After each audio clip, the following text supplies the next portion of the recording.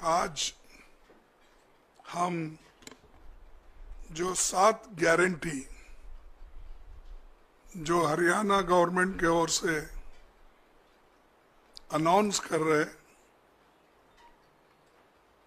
उस गारंटी को हम ये लागू करेंगे और इसीलिए हम इस गारंटी को रखे हैं नाम 7 वायदे पक्के इरादे।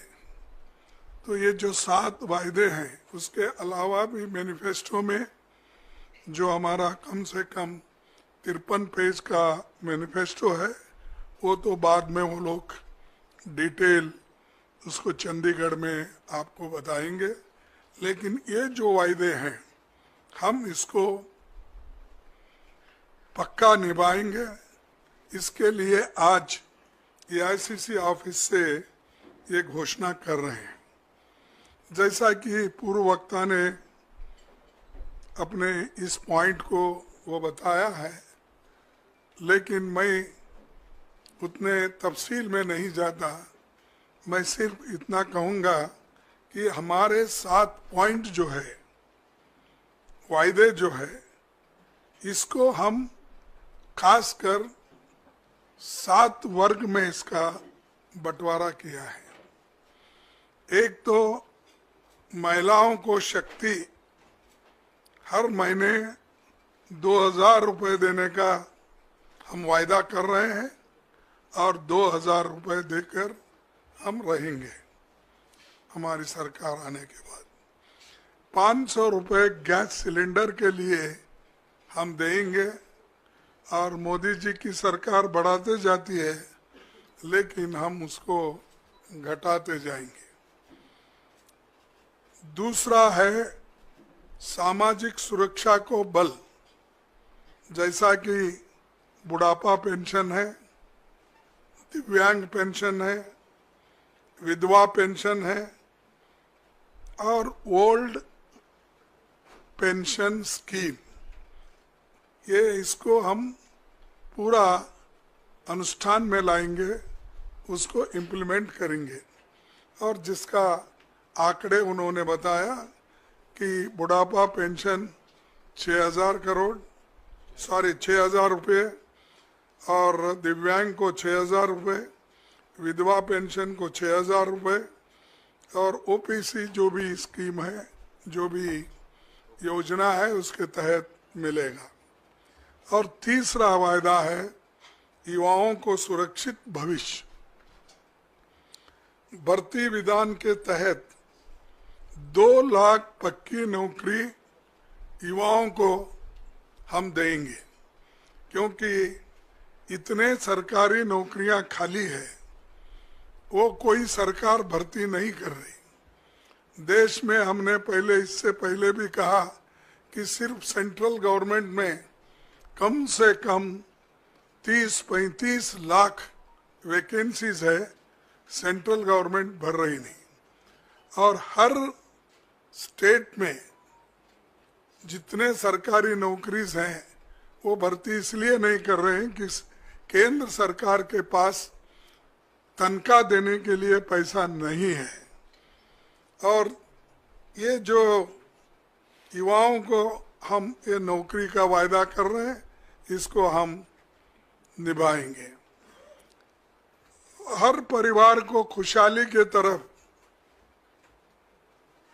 जाने के लिए 300 यूनिट की फ्री बिजली, ठीक है ना?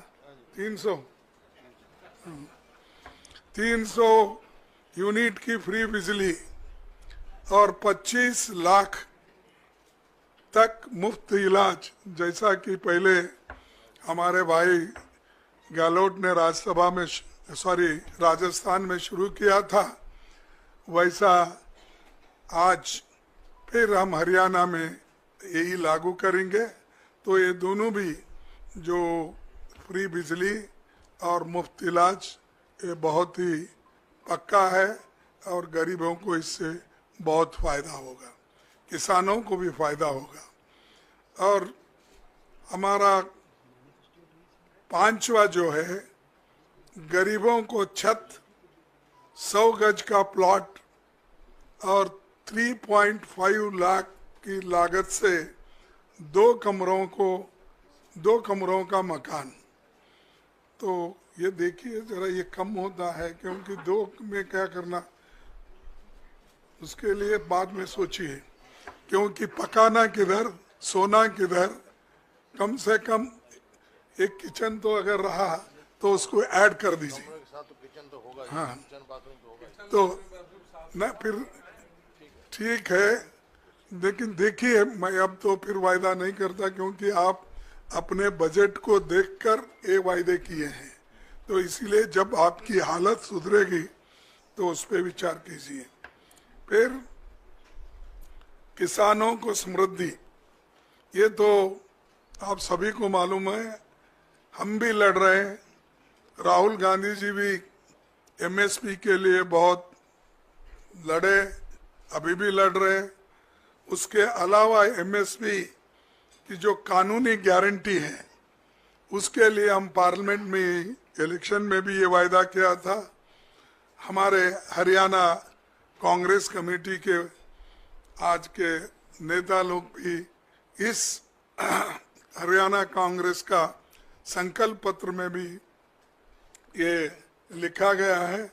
तो इस एमएसपी गारंटी का भी वो काम करेंगे।